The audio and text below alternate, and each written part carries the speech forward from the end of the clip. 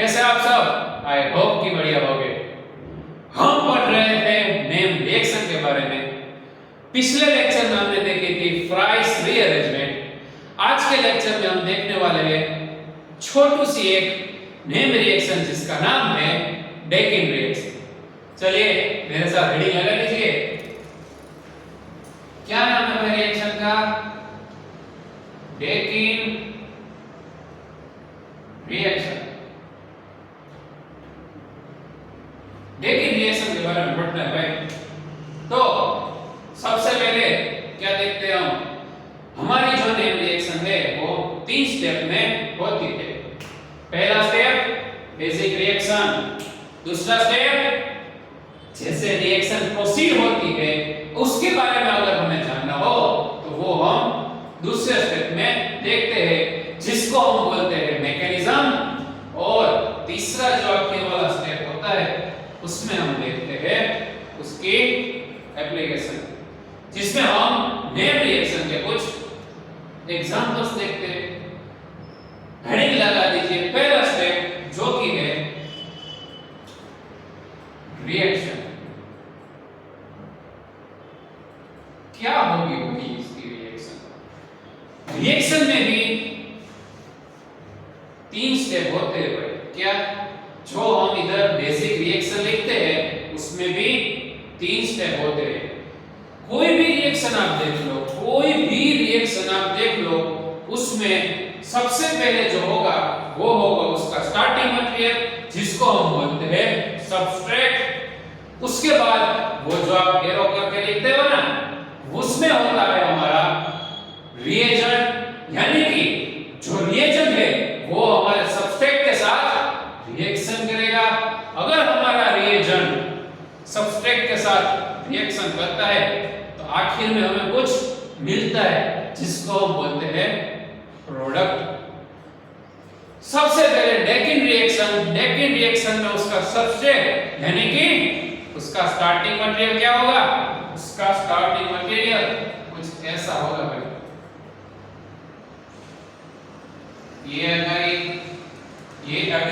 ये आ गई हमारी प्यारी सी बेंजीन रिंग।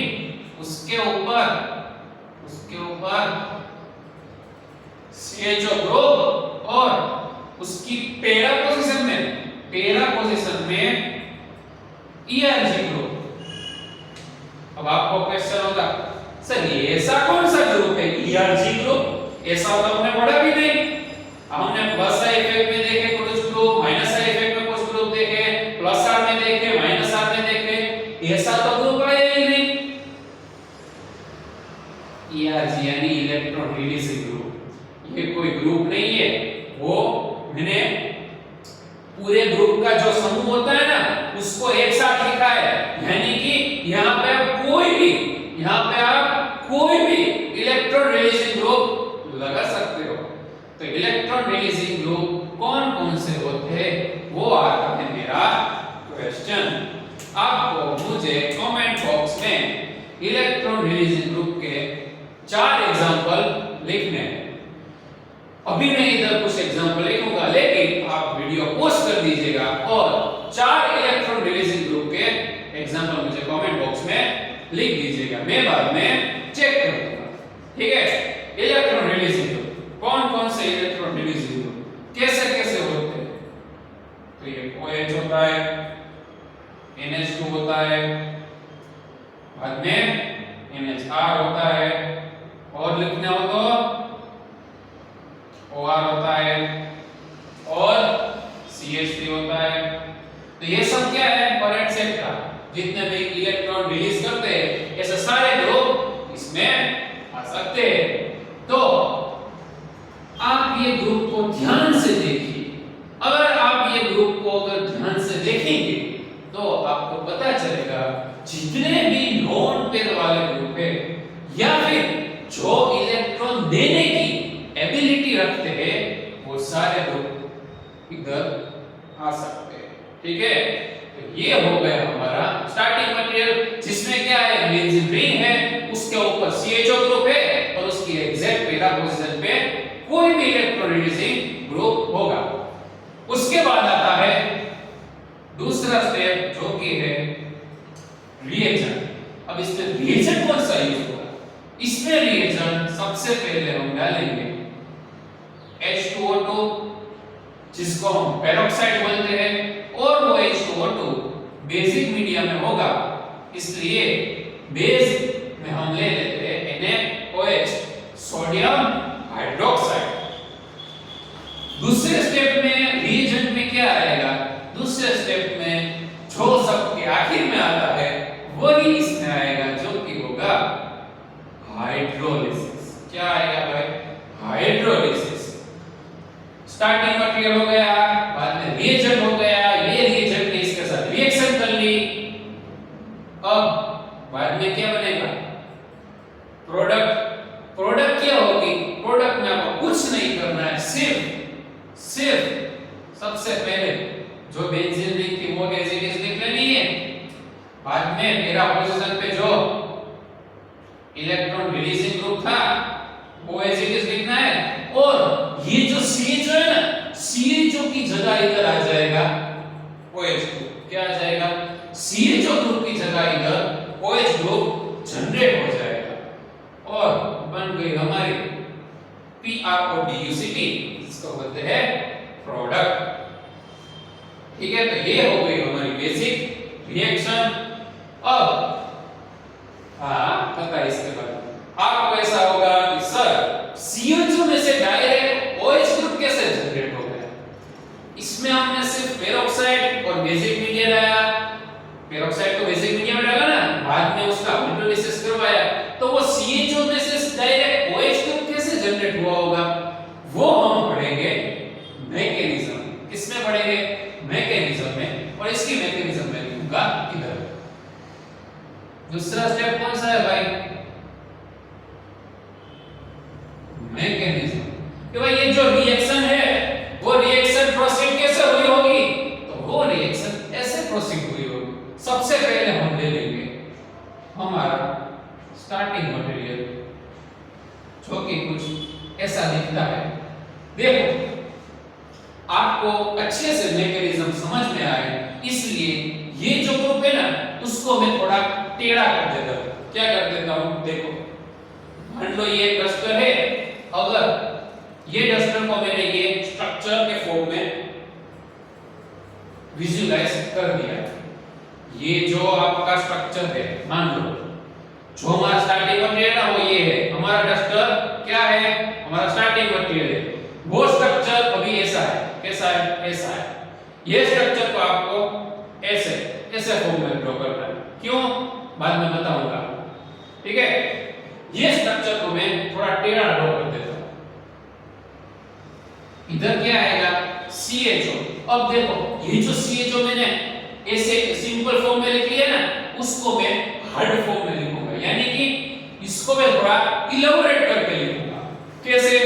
ऐसे C डबल बॉन्ड्स, कार्बन के साथ ऑक्सीजन डबल बॉन्ड में होता है और एक कार्बन के साथ हाइड्रोजन होता है। ठीक है, बाद में ये ERG तो वैसे का वैसा ही रहेगा, इधर आ गया ERG ग्रुप। ठीक है, अब इसमें क्या होगा? अब इसमें हम डालेंगे H2O2 NaOH, जो कि हमारा रिएजेंट है। H2O2 और NaOH अगर हम इसमें डालेंगे तो क्या होगा? पेरोक्साइड क्या करेगा? पेरोक्साइड का एक ही काम है। क्या उसका काम है? आपको जिधर भी पेरोक्साइड दिखे ना, ऐसी रिएक्शन दी गई हो और पेरोक्साइड बेसिक मीडियम में दिया गया हो, आपको कुछ नहीं करना है। जो ये कार्बोनिल ग्रुप है ना, जो ये कार्बोनिल ग्रुप ये बेंजीन रिंग के कार्बन के साथ अटैच है। ये कार्बोनिल ग्रुप बेंजीन रिंग के डबल बॉन्ड वाले कार्बन के साथ अटैच है। आपको सिंपली ये दोनों कार्बन के बीच में ऑक्सीजन ग्रुप का इंसर्शन करवा देना है। क्या करना है? H2O2 NaOH क्या करेगा?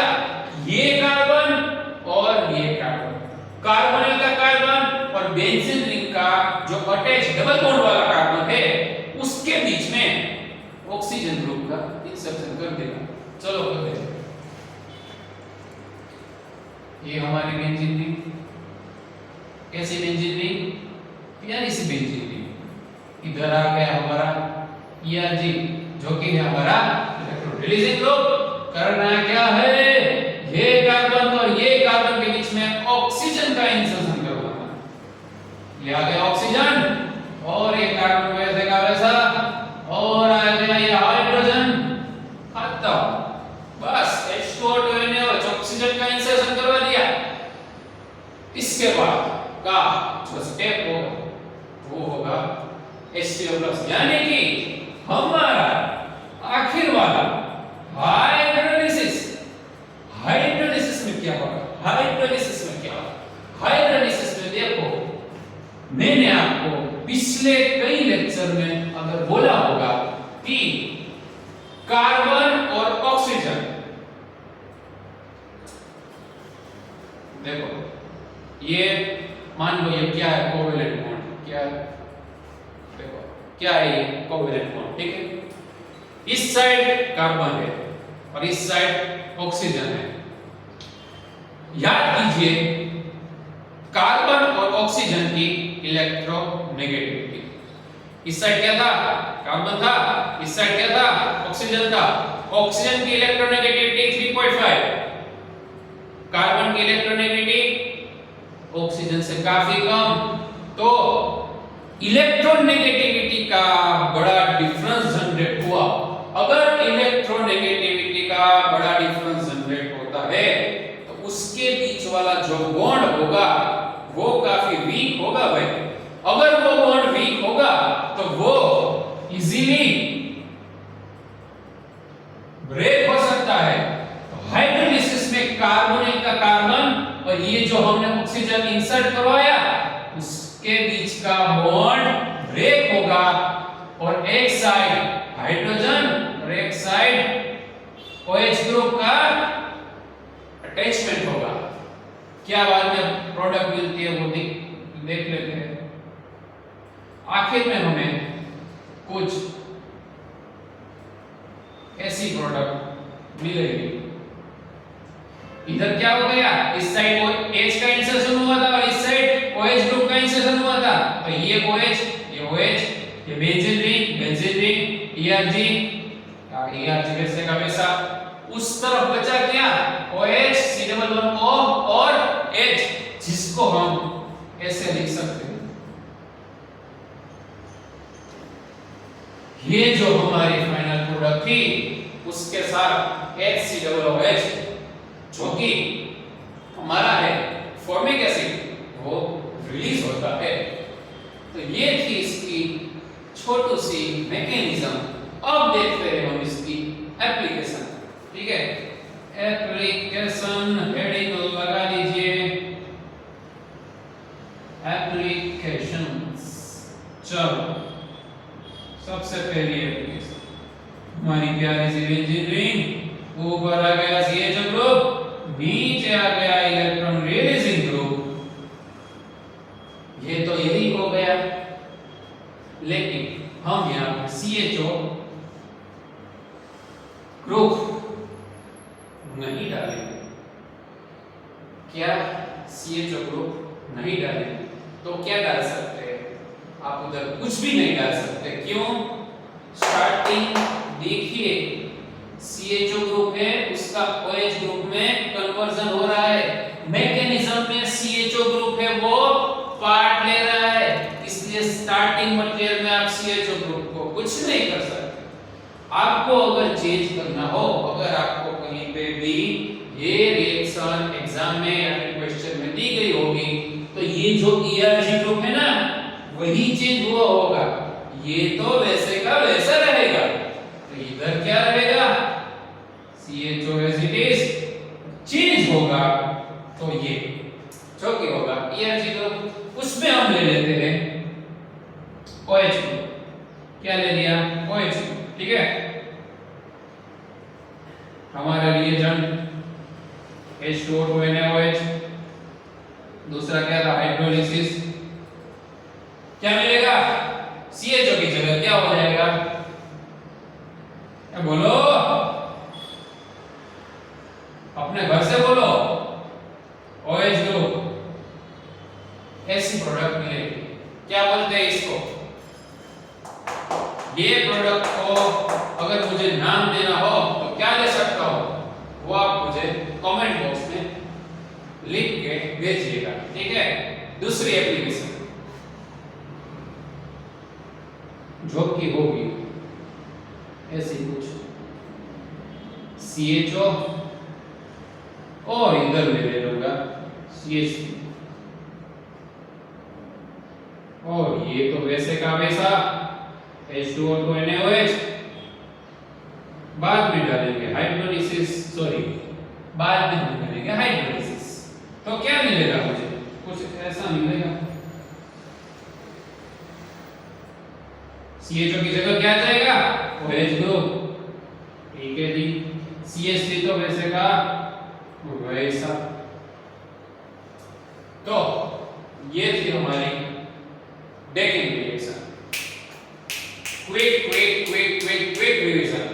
सबसे पहले हमने देखी डेकिंग रिएक्शन की मेन बेसिक रिएक्शन, जिसमें हमने स्टार्टिंग में पढ़ लिया बेंजीन रिंग जिसके ऊपर CHO ग्रुप जुड़ा हुआ था और सामने था electron releasing group. Electron releasing group यानी कि जो अपनी इलेक्ट्रॉन डेंसिटी सामने वाली रिंग या फिर सामने वाले एटम को डोनेट करते, वैसे ग्रुप को बोलते हैं इलेक्ट्रॉन रिलीजिंग ग्रुप। जिसमें हमने देखे थे कुछ इलेक्ट्रॉन रिलीजिंग ग्रुप जो कि है OH, NH2, NH4, OR, CH3 और एक्सेट्रा। बाद में हमने दूसरे स्टेप में रीजन लिया था पेरोक्साइड और जो कि था बेसिक मीडियम में, और दूसरे स्टेप में हमने करवाया था हाइड्रोलिसिस। इतना करवाने के बाद प्रोडक्ट में हमें क्या मिला था, CHO ग्रुप का जो है वो कन्वर्जन OH ग्रुप में हो गया। ये थी हमारी बेसिक रिएक्शन।